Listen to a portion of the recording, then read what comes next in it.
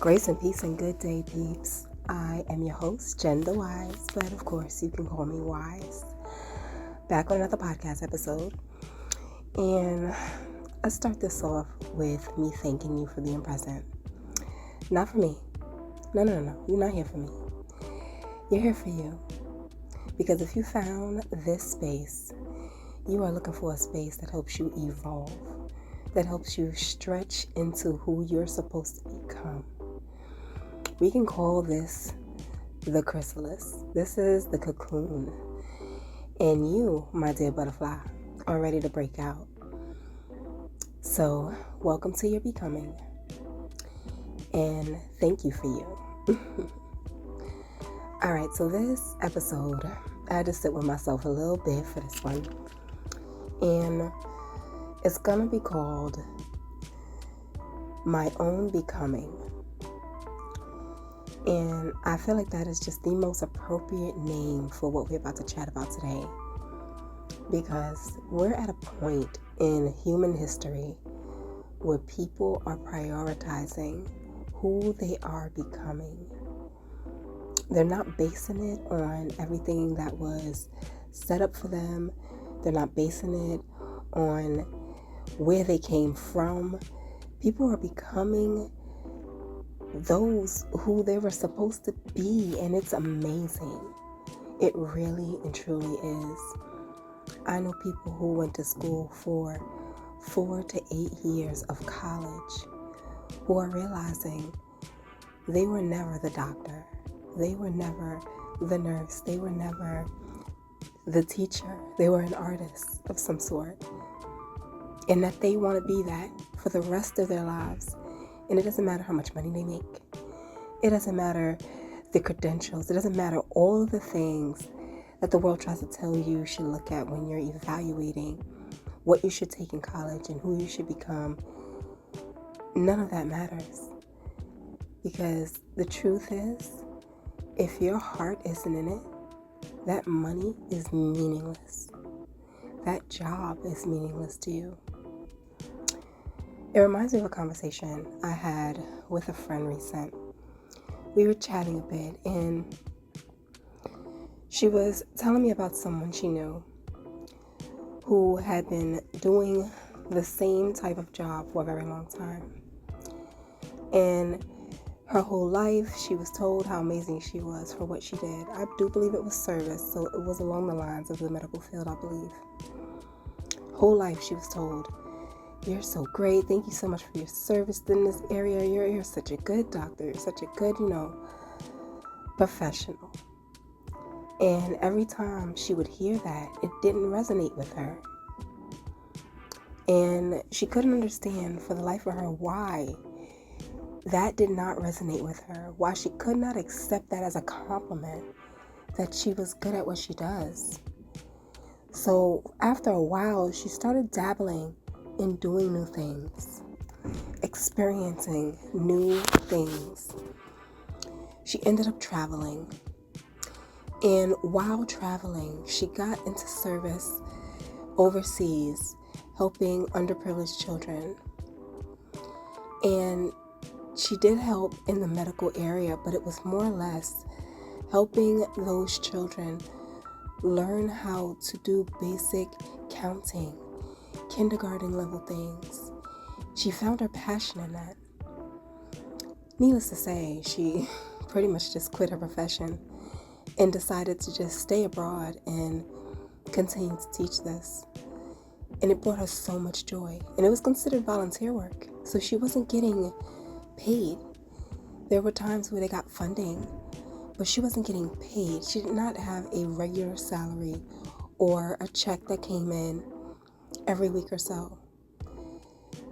She was doing it because she got paid in fulfillment. And that fulfillment kept her coming back every day.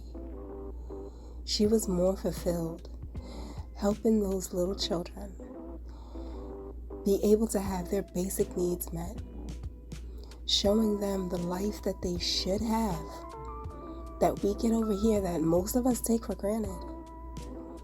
Giving them a glimpse of that so that they can escape the mental prison of where they are. that is what brought her joy. And this happens to a lot of us. I know a lot of people who go into professions because that's what their parents told them they should want for themselves. Especially doctor professions. I find that's one that a lot of people do. In the Asian community, they're very big on going to school, becoming a doctor, becoming a lawyer. They don't play that. Mom and dad said, I'm going to pay for college, you can go. And they do. And they become the doctor, the mathematician, the lawyer.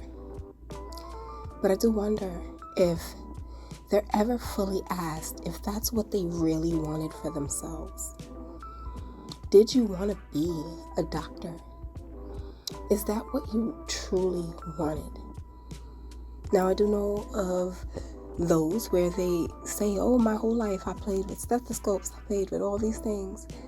But if your parents only bought you toys to further that agenda, it doesn't necessarily mean that you enjoyed it.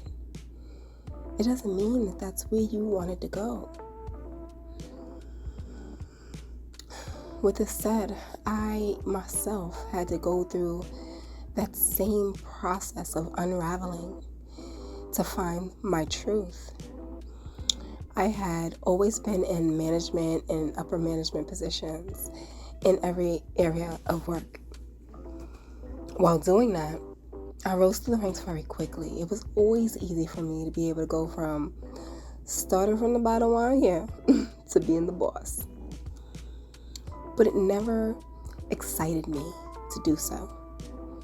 A lot of times I went into the position of becoming the boss for the sake of the people who I was working alongside with when I was at the bottom. For instance, one of my first jobs, I worked at Starbucks, and I came in as a barista. I enjoyed being a barista because I'm so good with my hands, and I enjoyed making those drinks and doing tricks and stuff on the bar. This is before it even got good. I was great at being a barista. But I was also really good at doing the job itself. I could man the bar station by myself. We usually had 2 or 3 people there. So I rose very quickly. But I rose quickly because I realized that where I could manage the bar by myself, there were times where I had no choice but to, because they were understaffed. And they were understaffed because people would quit very regularly.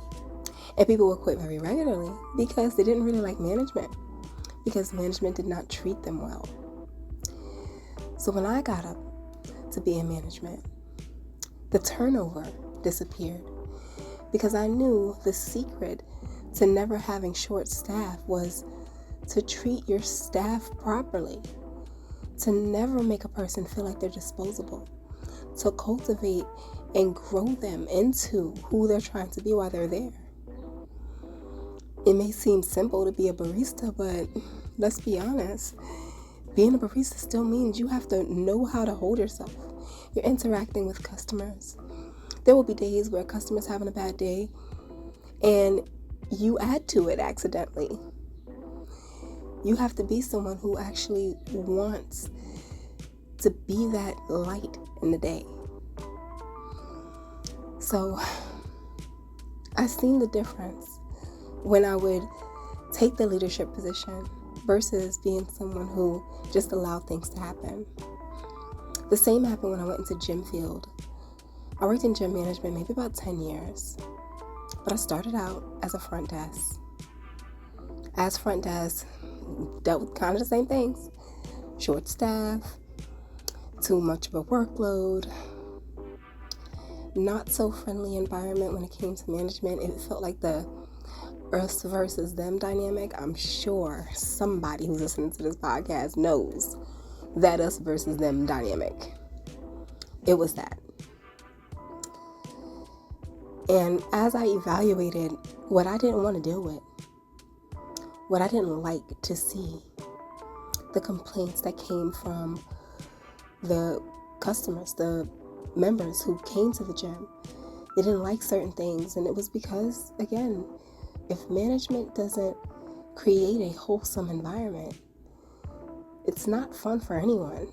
They're paying for access to a place that they feel they need to be, but don't really want to be there.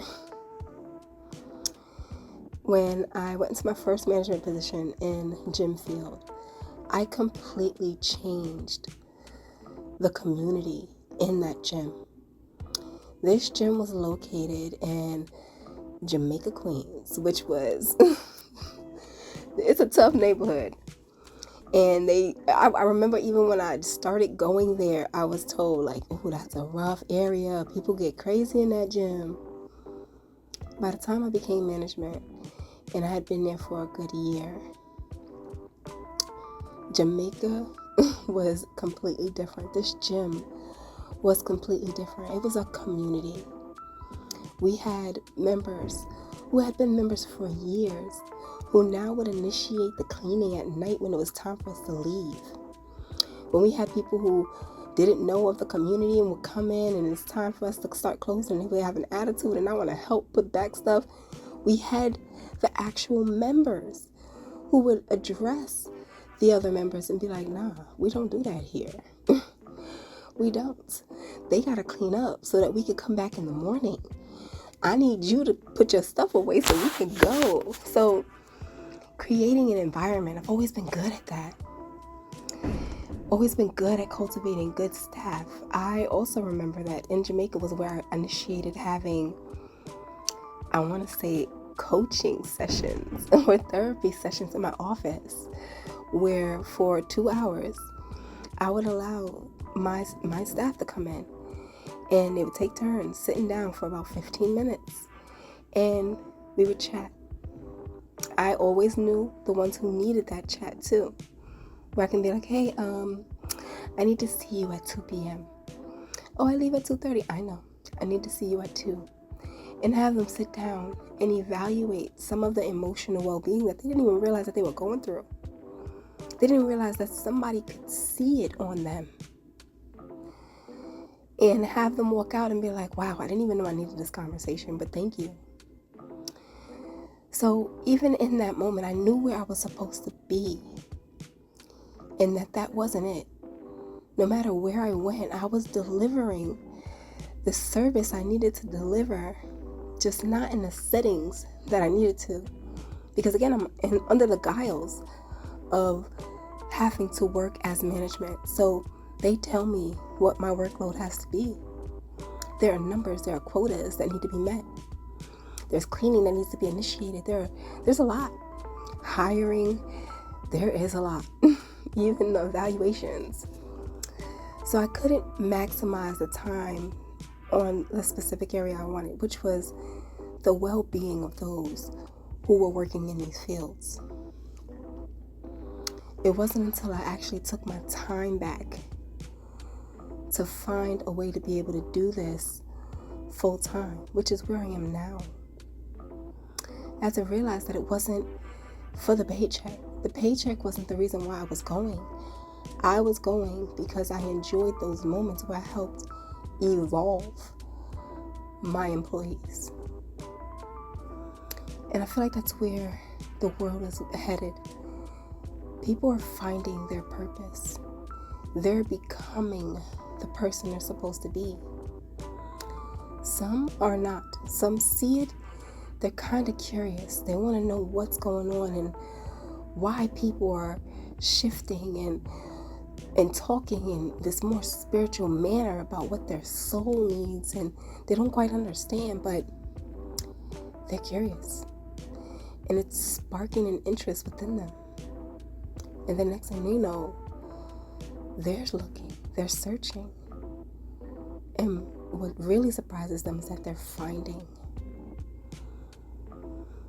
My becoming, I want to say, was difficult. And it's going to be difficult for anyone who is becoming who they need to become. Because in this process of finding you, you're really going to have to cherry pick every part of you that does not need to exist anymore.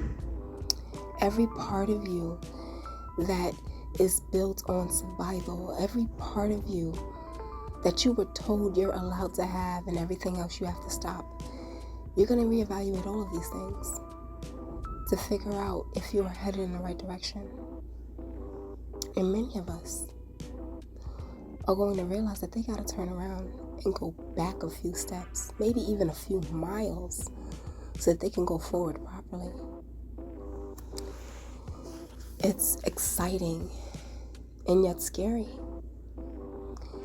because how do you fully accept that where you're going is a place you can't see and can't touch? It's a place where there's no paper that backs you either. I am a speaker. I'm a podcaster. I was a speaker and a podcaster before I stepped foot in an audio engineering school. I was already doing it. I'm a life coach. I was life coaching since I was in my early 20s and had no idea that that's what I was doing. It takes this type of self-discovery to step into who you're supposed to be. But when you do, it is so worth it. It's so worth it. You never want to go back.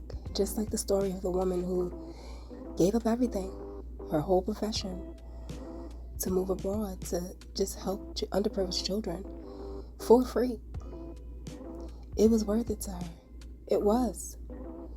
What was holding her back was the demands that the world put on her. And that's the same for all of us. The demands. I would have happily stepped into life coaching had I known how much I would have enjoyed it when I was younger.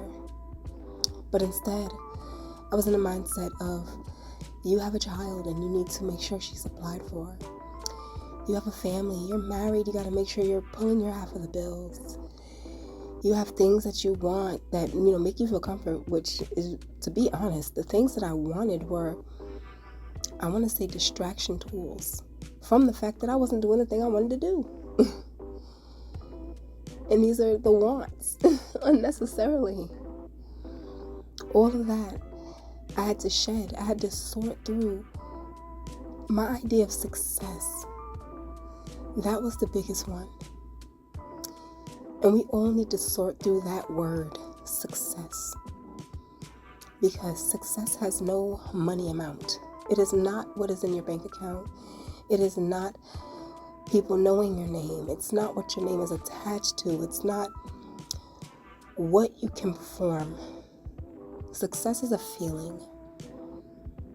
It is that initiative feeling you get after doing something that soothes the soul, that adds fulfillment. So with all this said,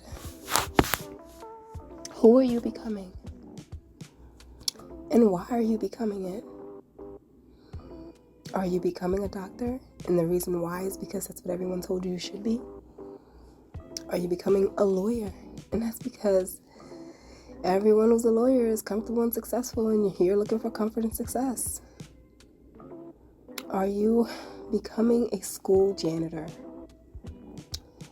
Because you absolutely love cleaning 90% a day. And that's just a comfortable job for you, so it brings you fulfillment. You'd be surprised the things that can actually make a person very happy. And if it wasn't for the world tainting what the position looked like, many more of us would go for it. I thank you for being present today. Again, not for me, but for you, for your own becoming. Feel free, please, to subscribe and send this to somebody who needs it, because we're growing. If you are looking for a one-on-one coaching call, I am giving away the free consultation. Go ahead and check that Calendarly link. You'll see it right here on the screen. You can scan that QR code or go to the website. Either or will work. And put yourself on my schedule, and we'll have a conversation to figure out where you're going and how we're going to navigate you to your own fulfillment. All right. I love you all. Love and light. in peace.